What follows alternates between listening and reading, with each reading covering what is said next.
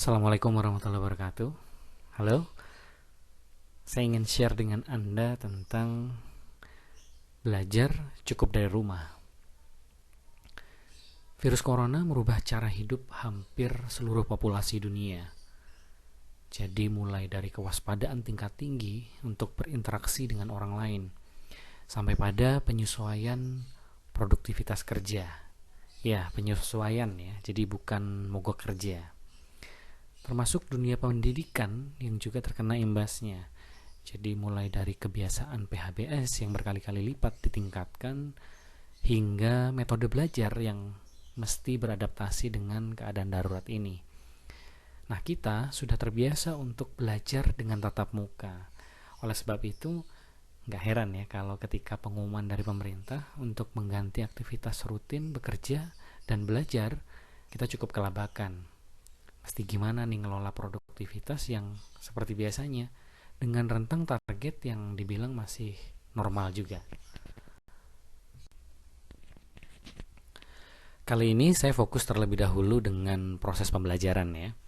Jadi belajar tidak hanya terbatas pada ruang dan waktu di sekolah ataupun di perkuliahan. Banyak opsi maupun medium yang bisa kita gunakan.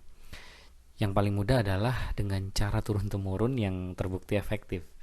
Ya, ini dengan apa? Dengan membaca apapun yang membuat kita tergerak untuk terus berimajinasi kemudian berkreasi. Nah, pertanyaannya mengapa imajinasi? Albert Einstein pernah berkata, imajinasi lebih penting daripada pengetahuan. Pengetahuan terbatas, sedangkan imajinasi seluas langit dan bumi. Ya, imajinasi melingkupi dunia tanpa batas. Jadi dia tidak hanya sekedar sebagai energi yang menggerakkan, tetapi mampu merangsang sebuah karya yang mampu berevolusi. Nyatanya, banyak pemikir besar yang mengawali karyanya dengan sebuah imajinasi. Nah, mungkin opsi-opsinya apa saja? Salah satunya juga selain membaca tadi, juga dengan tugas terstruktur, khususnya untuk para pelajar ya. Tapi dengan catatan diusahakan memiliki relevansi dengan kegiatan yang konkret, nyata bisa dilakukan. Tapi dalam hal ini dibatasi di lingkup rumah saja ya. Jadi apa hal-hal yang mampu dilakukan di rumah? Contoh kalau misalkan pembelajaran matematika, kita bisa mengobservasi nih, bisa melakukan pengukuran benda-benda di rumah. Misalkan juga kegiatan lain, membersihkan rumah misalkan sebagai bagian dari PHBS, kemudian kita dokumentasikan. Jadi sekaligus belajar nanti bahasa Indonesianya, belajar reportase, belajar membuat portofolionya, atau misalkan di biologi juga sampai bercocok tanam. Jadi ada banyak contoh sebenarnya, nanti bisa dieksplor sendiri.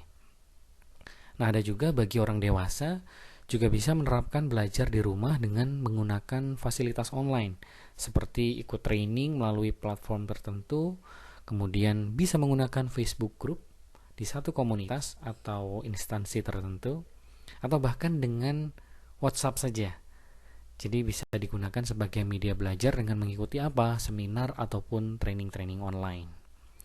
Sebuah studi menyatakan bahwa orang yang terus belajar memiliki ketajaman mental dan kesehatan emosi yang lebih baik. Kemudian Brian Herbert juga pernah menyatakan bahwa kapasitas belajar adalah sebuah pemberian. Kemampuan belajar adalah sebuah keterampilan, tetapi kemauan adalah sebuah pilihan. Jadi semangat belajar dan tetap jaga kesehatan selama beraktivitas di rumah. Assalamualaikum warahmatullahi wabarakatuh.